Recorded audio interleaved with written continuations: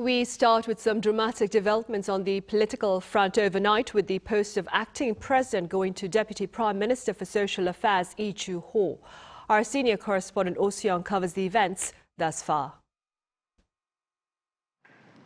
Stabilizing governance amid a political storm. South Korea's new acting president Lee Joo-ho took charge of the nation Friday, prioritizing people's livelihoods and national security as his first agenda.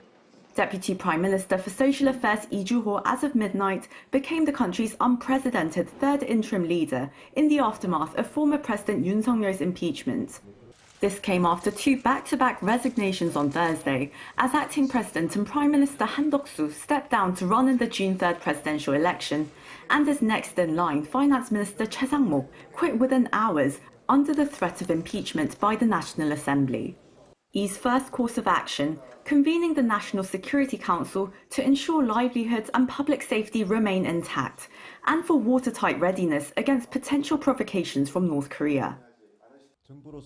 Ensuring national security and the lives and safety of the people is the government's most fundamental duty.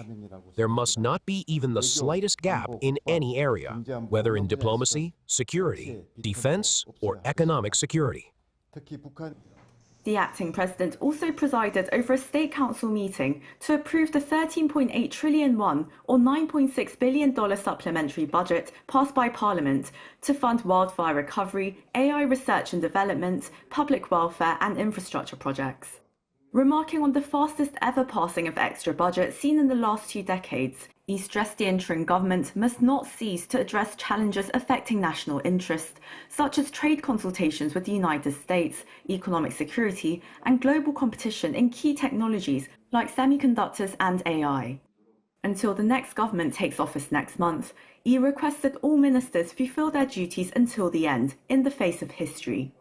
An economist globally renowned for education and innovation policy, the two-time education minister will run a caretaker government until a new president is elected.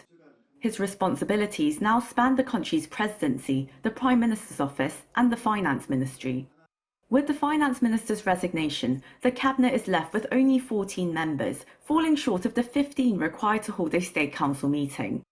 However, the Ministry of Government Legislation has ruled that the 15-member requirement refers to positions, not active individuals, and that with 11 or more attendees, the cabinet can lawfully function.